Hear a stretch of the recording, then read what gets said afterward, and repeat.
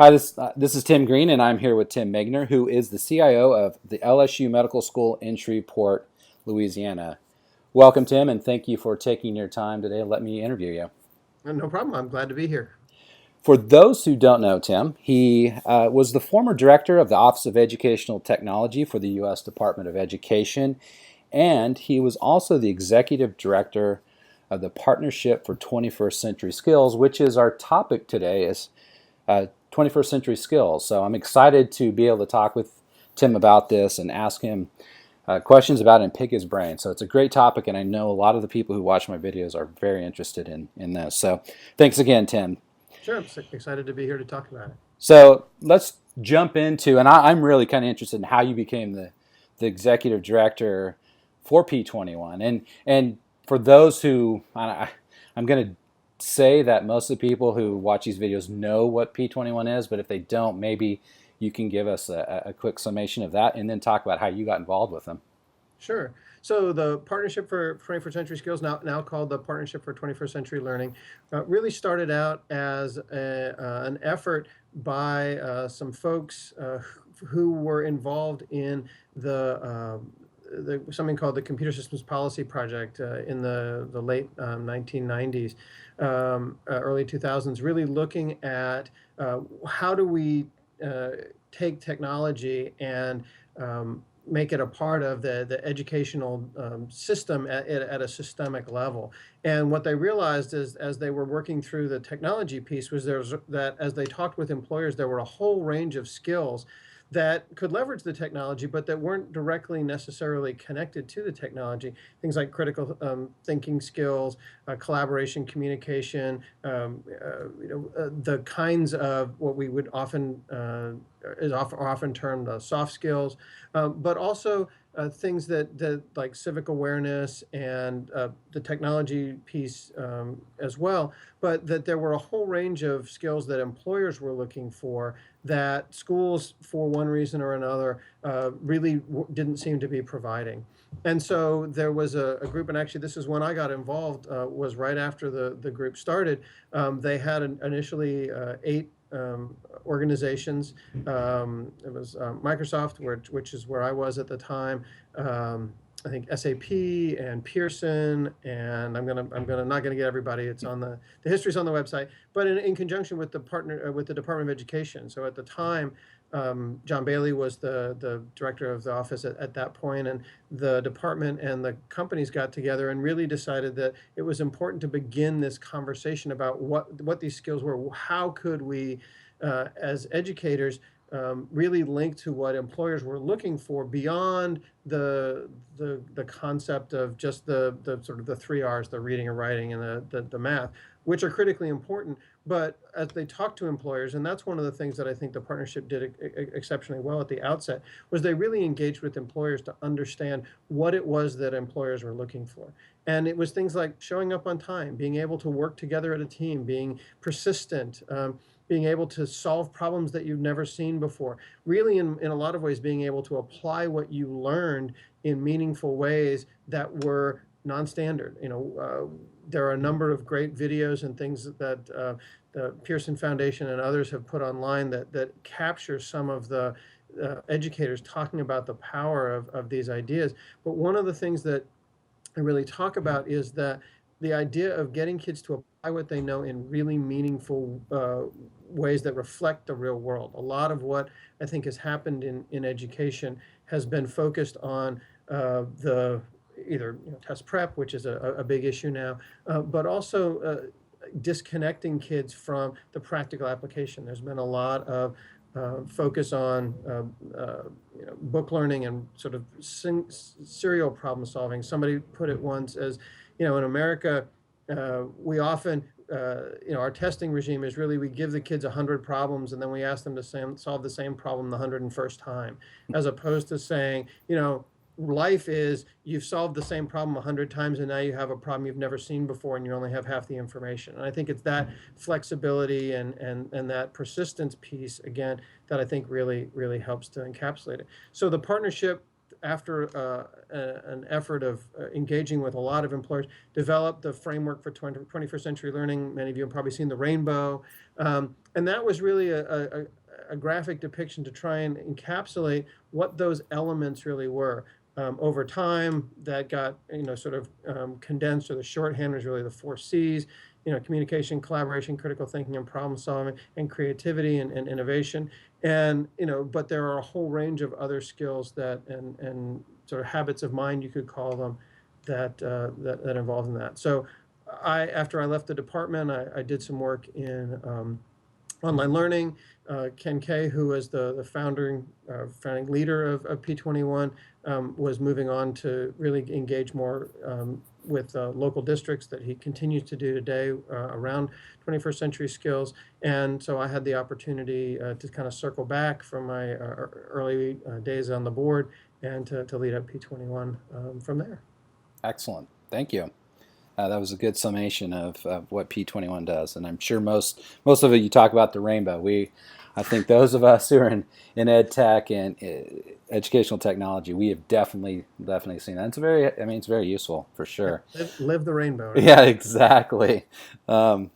So thinking about what P21 has done and 21st century skills, where do you see 21st century skills moving? Where are there any trends? Are there any new directions that you see it pushing out? Yeah, I think what we've seen, and again, this is something that I started when I was with P21, and I'm pleased to say that they've continued with this work, is the first sort of 10 years, first decade or so, was a lot about definition. Again, I think the early work around the foundations, and for those folks who haven't had a chance to do a deep dive into the framework, I highly recommend it. One of the things that I know the organization has worked really hard to do is to make that an opportunity for people to enter at a lot of different points. So it's not a prescriptive sort of curriculum thing. It's really a framework that allows people to begin implementing it in whatever makes sense for their particular organization, whether it's a school district, classroom, whatever. So if you haven't had a chance to do that, I highly recommend it. So the first 10 years was really about the definition piece, and then really about getting people on board with the ideas. And they say imitation is the greatest form of flattery, and over that period, there have been a number of other initiatives in Australia, New Zealand, in Europe, to really localize, if you will, the ideas of P21. And so I think what we realized was that there had been, over that decade or so, a whole series of schools and school districts who'd been implementing 21st century skills. And so what we wanted to do was we wanted to go out and find out how they had been doing it. So we created what's called the Exemplar Schools Project. And the goal there was really to recognize that because of the flexibility in the way the framework can be articulated and can be interpreted, there were lots of different places where people were beginning to make those decisions.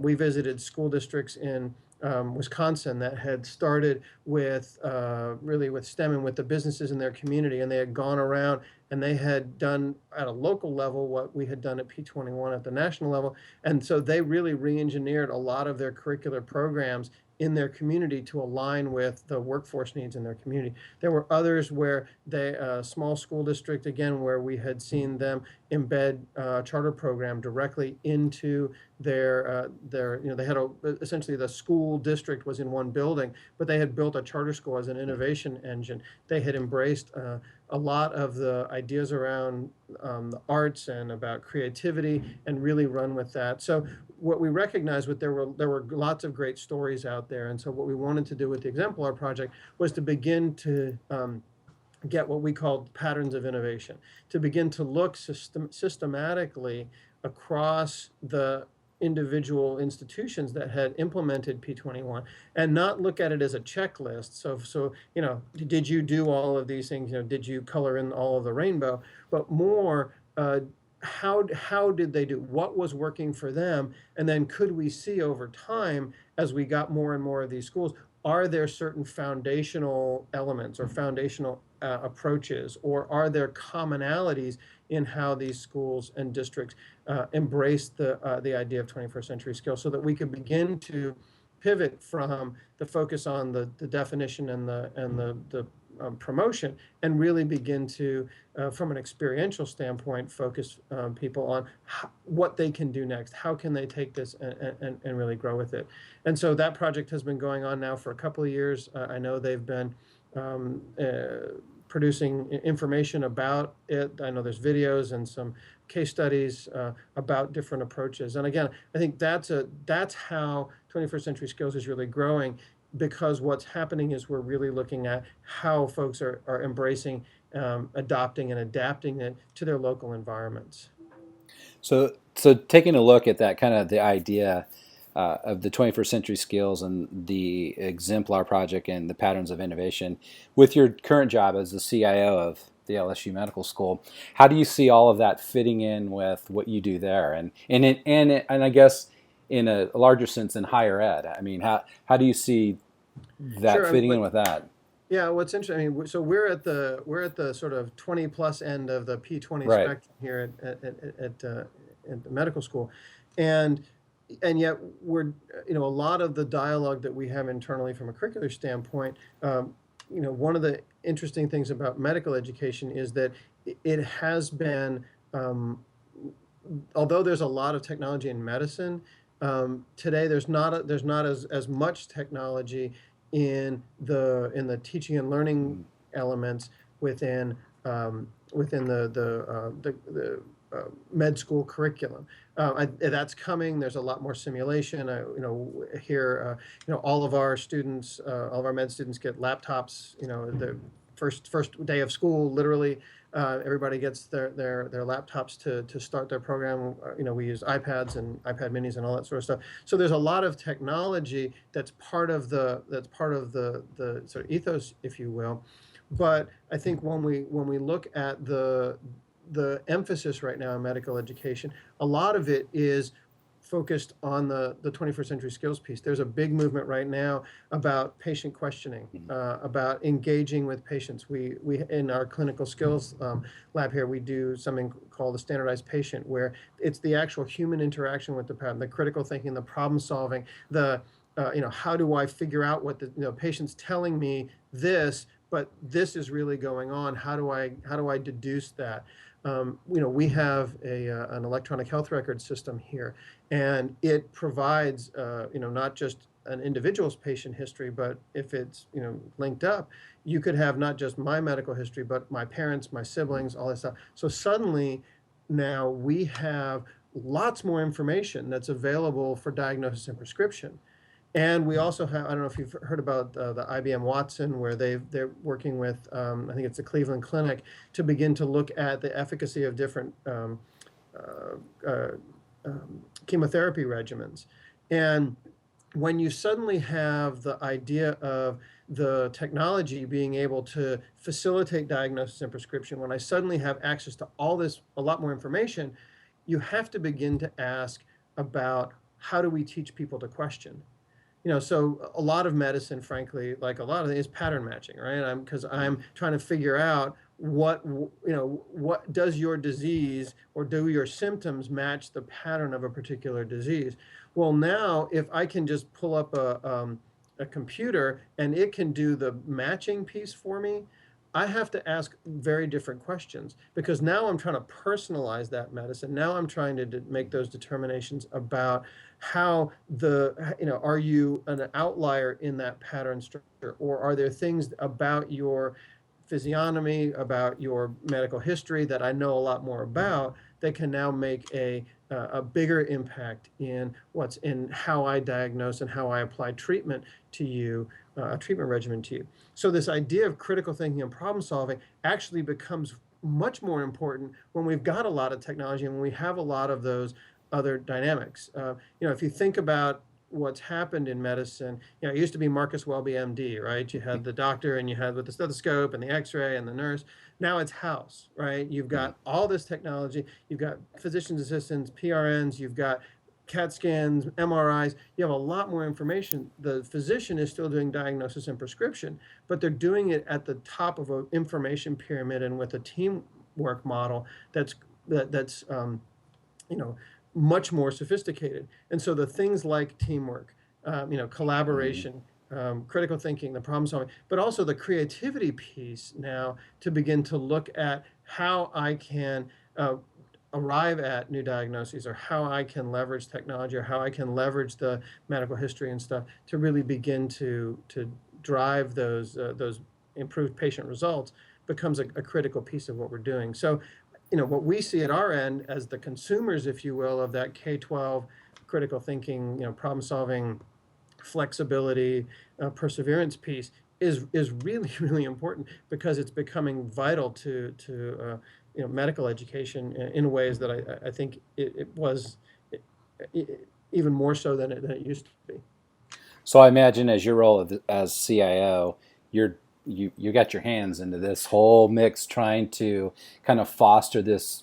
I mean, which seems to me, and I'm obviously never been to medical school, but uh, changing kind of the mindset of how things are approached from a teaching and learning perspective, and so are you in that mix, and what are kind of the things that you do? Well, again, I think the work that we do is interesting, because we have both the sort of the light switch kind of stuff. I mean, obviously we have a responsibility for the technology infrastructure is essential, and so a lot of my day is spent just keeping the lights on and the internet Mm. up.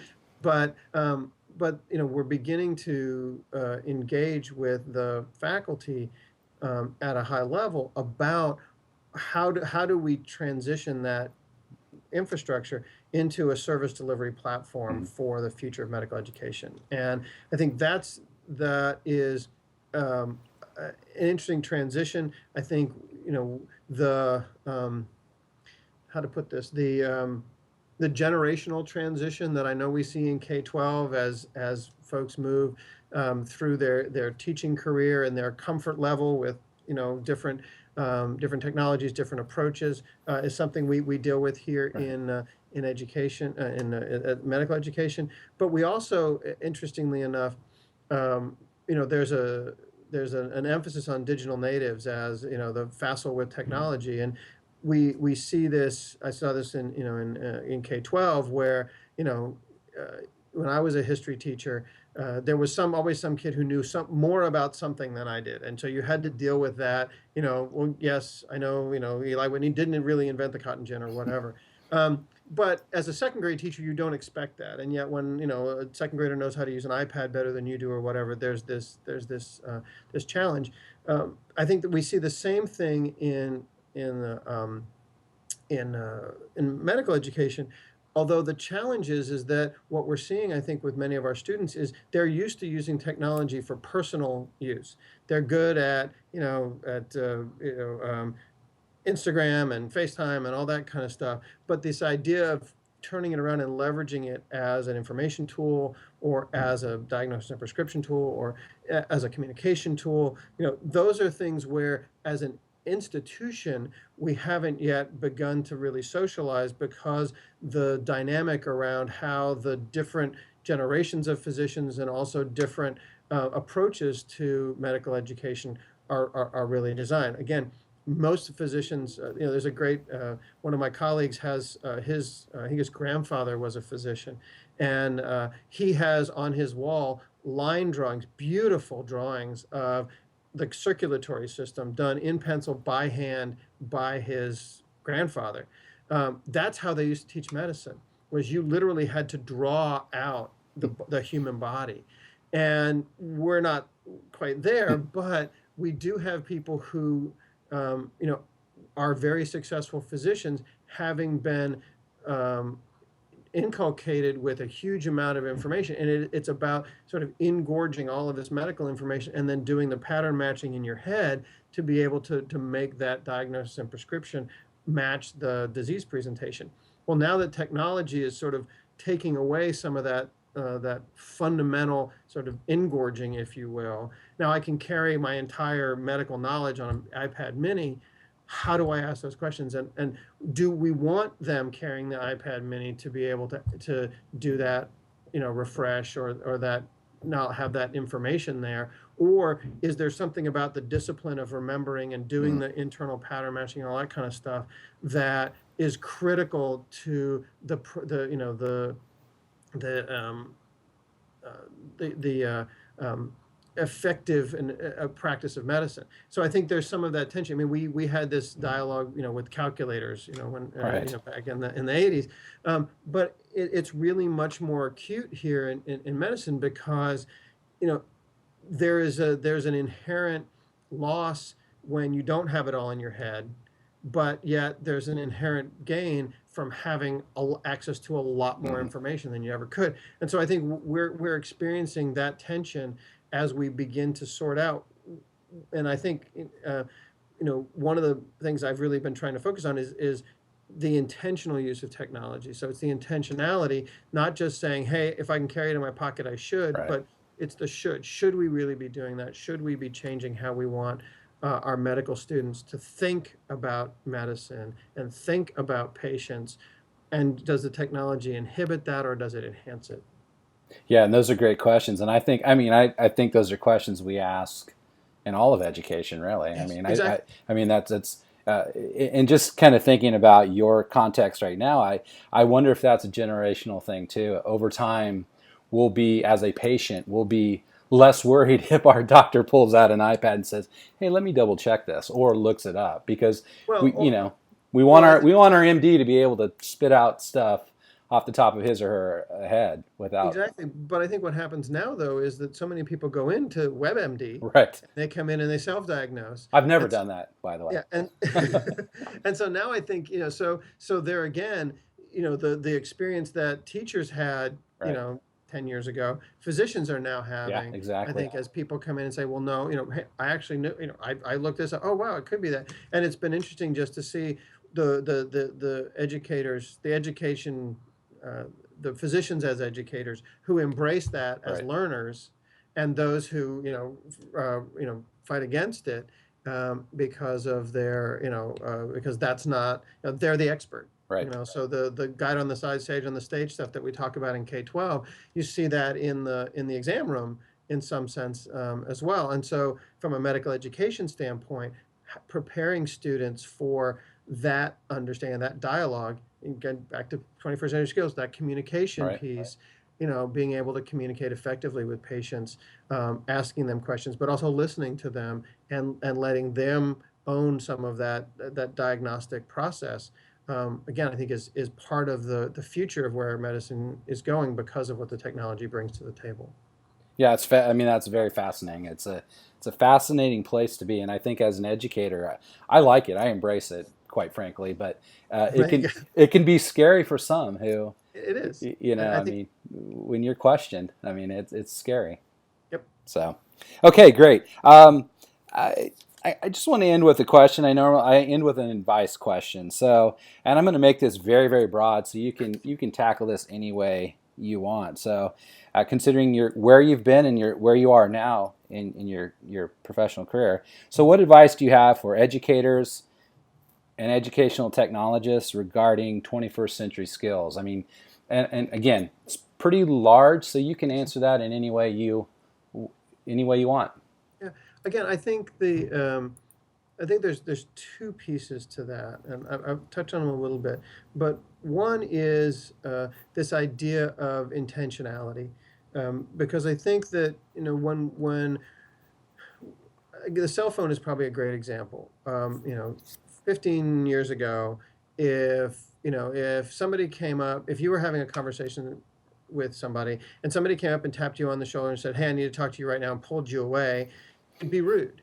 Right. And now somebody rings in our pocket and whatever we're doing, we check it, we answer it, whether it's text or whatever. But it's the technology has sort of so overwhelmed our social constructs or our social contracts without any kind of permission necessarily. It's just sort of evolved into that. It's kind of like 16-year-olds do amazing things with cars, but no one wants to drive like them. It's this idea that we are learning at the same time about a technology that's so pervasive and so ubiquitous that we haven't had the opportunity in some ways to be thoughtful as a community or about how it permeates our lives. As educators, I think we have a heightened responsibility, therefore, to be intentional about how we apply technology and bring technology into our learning and teaching environments. And in doing so, focusing on the affordance of technology to solve the particular curricular problem or to be able to provide a specific set of experiences. If we just sort of let it happen, well, kids are going to bring laptops, or kids are going to, have their iPads, or they're going to do this at home, or they're what, I think we have to hold the line and say, you know what, there's a valid reason for X, memorizing times tables, doing cursive, whatever. And that as educators, we have a responsibility to continue to provide those critical formative experiences, whatever they happen to be. And as educational technologists, I think we have a heightened responsibility to encourage our colleagues who are, coming along or we're working with. We have a heightened responsibility, I think, to engage in some cases to even start those dialogues. Not to be Luddites, not to say it's never gonna, we can't have it anymore, but really to say, look, when should we use it? We know we can use it. We know it's possible. We know it's available. But what should we be doing? I think that should question is critically important. And the sort of the second part of that goes back to the critical thinking, problem solving, creativity, and communication, collaboration. Those 4 C's and the other 21st century skills. Is that I think we have to focus on the human aspect, the human element of our students, and frankly our teachers as well. And that by focusing and giving kids opportunity to apply what they know in meaningful ways. So much of what school has become is about knowledge acquisition. And when you look at the school environment, there's so much more information available, but there's in many ways so little opportunity to apply it. Some of the best examples I've seen of kids getting to apply things are through extracurricular activities. One of the things I think we do better than anybody else in the world are things like sports teams and clubs and drama, and because kids get to apply what they know in meaningful ways. If we can give kids experiences under the guise of these of enabling them to explore and understand and hone their 21st century skills, I think that will pay dividends far beyond what many people expect. So I think it's twofold. One is it's fostering opportunities for application, and two, it's being intentional about how we bring technology into our teaching and learning environments so that we engage our young people with the right tool at the right time and the right kinds of experiences that prepare them for the unknown, really. And that I think is the hallmark of what school should really be all about. Excellent. I love those 2 ideas. Thank you very much for sharing those. And again, thank you, Tim, for taking your time. I know you're busy. I appreciate it. I know those who stumble upon my videos and those I share them with will love to hear this topic, because it's something that's important and will continue to be something that as educators and educational technologists we will continue to discuss. So thanks again, Tim. Thank you I really appreciate the opportunity. Take care.